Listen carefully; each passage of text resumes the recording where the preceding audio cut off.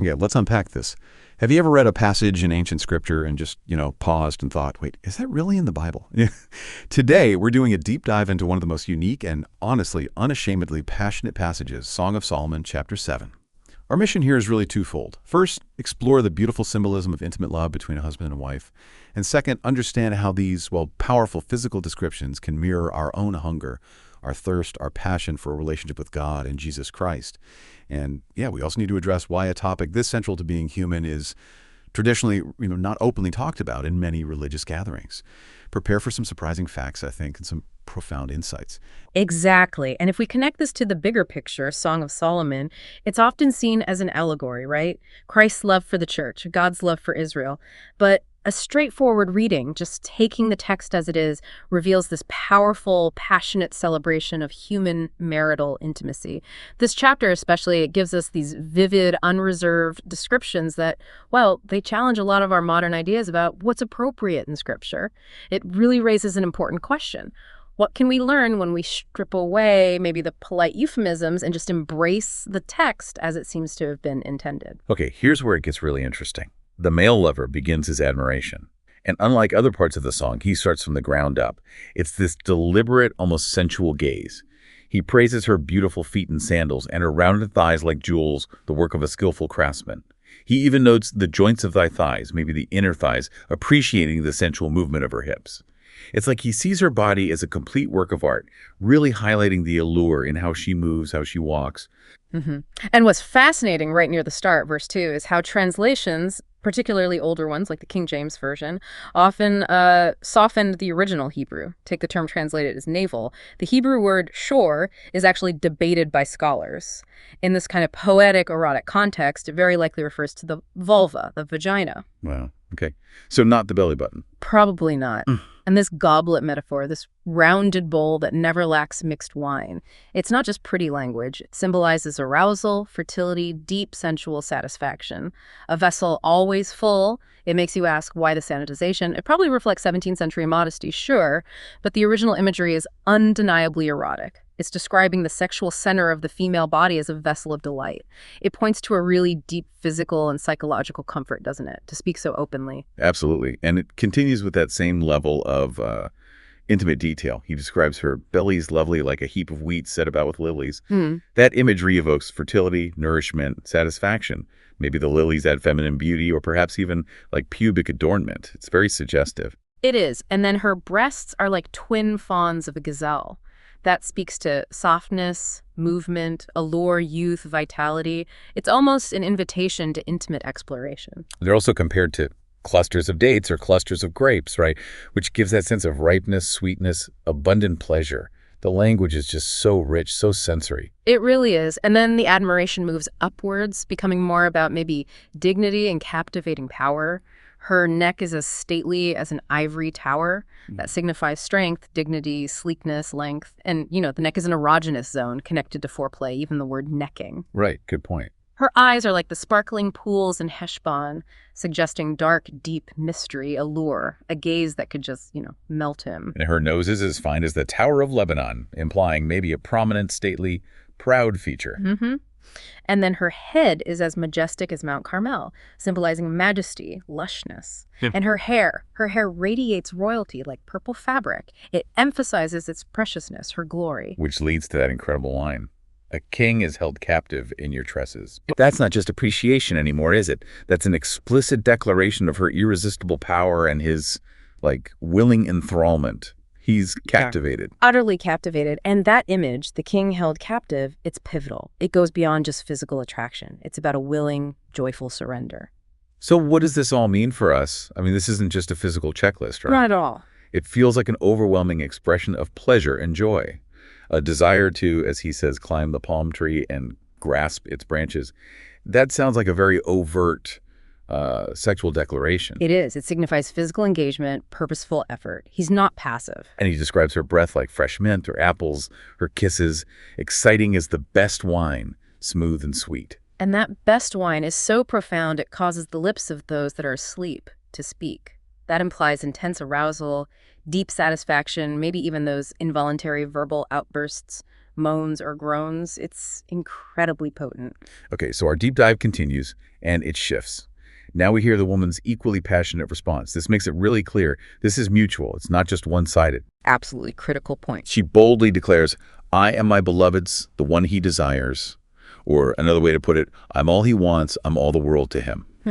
That speaks to mutual possession, right? And a singular focus in their relationship. It really highlights consent, too. Yes, definitely. And her invitation is just as important. Come, my love, let us go out into the fields and spend the night among the wildflowers. Let us get up early and go out to the vineyards. There I will give you my love. Going out into the fields, that sounds like more than just a walk. Oh, it is. If we connect this to the bigger picture, this invitation to leave their home, to explore the natural world, it's a metaphor. It's about deeper, uninhibited intimacy. A private setting, away from distractions. And the timing, blossoming vines, grape blossoms, pomegranates, it all symbolizes fertility, new life, the peak of sensuality. It's the perfect setting for their complete union. It really raises an important question about how our environment affects our intimacy, doesn't it? Both physical and spiritual. And her explicit promise, there I will give you my love, it's just a direct, unreserved offer of herself. And the censored details just keep coming. It mentions the mandrakes give forth their fragrance. Weren't those considered aphrodisiacs? Yes, known aphrodisiacs and fertility aids. It further emphasizes the sensual aspect. And then, at our gates are all choice fruits, new as well as old, which I have laid up for you, my lover. Beautiful imagery. It symbolizes the full spectrum of their love, their shared experiences, maybe past memories and future hopes, all prepared exclusively for him.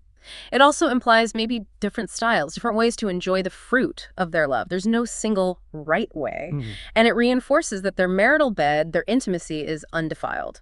There's also a sense of tenderness, isn't there? Like taking time, savoring the experience like a pomegranate, not rushing. Exactly. A slowness and appreciation. Okay, so let's unpack this a bit further. This deep dive is revealing this profoundly sensual, intimate side of Scripture that frankly, many of us might never have encountered, or maybe it makes us feel a bit uncomfortable, which leads to that important question. Why?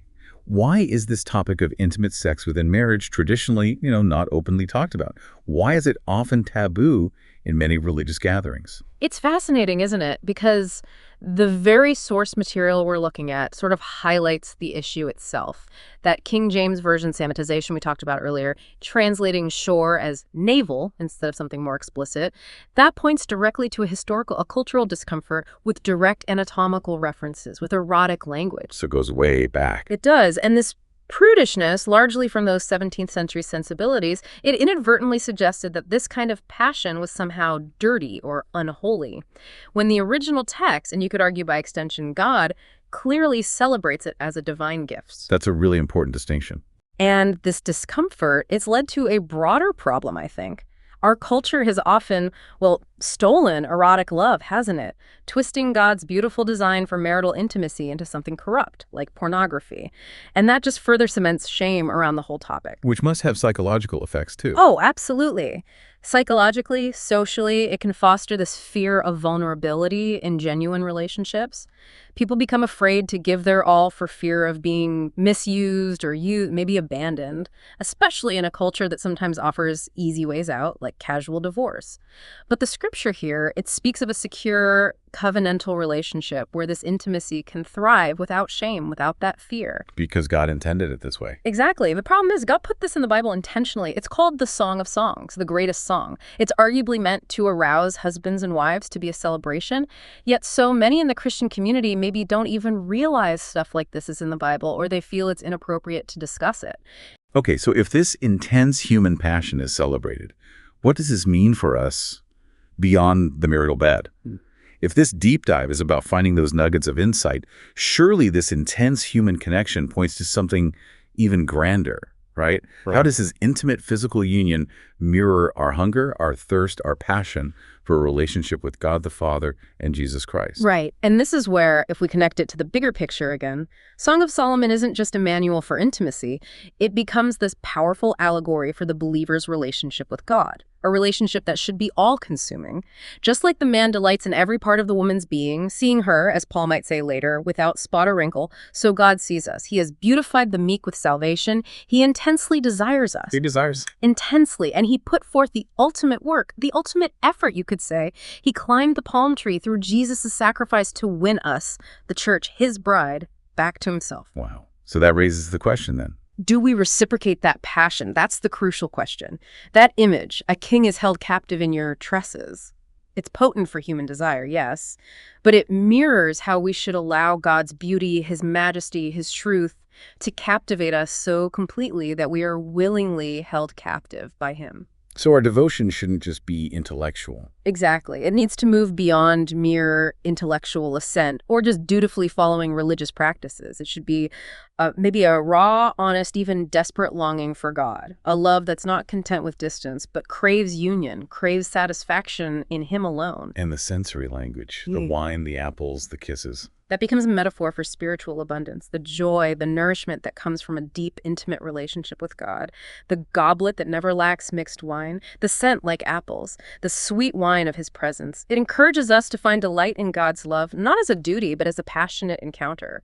You know, some theologians even understand one of God's names, El Shaddai, as potentially meaning the double-breasted one, symbolizing his abundant nourishment, his life-giving capacity for us. That ties into vulnerability too, doesn't it? Yeah. Psychologically, spiritually. The security in the song where the lovers are naked and not ashamed. Precisely. It mirrors the trust God desires.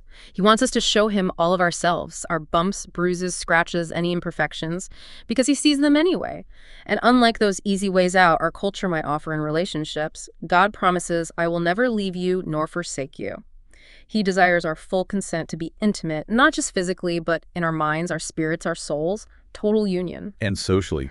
You mentioned the man finding allure in her walk. Yeah, that parallels how God finds us alluring, you might say, when we walk in righteousness, when we live by faith, not by fear, when we show godly leadership, demonstrate an attitude that is appealing to him. It's about our whole being reflecting his character. So we've journeyed through this passage that is, well, far from prudish. It celebrates human intimacy as a divine gift.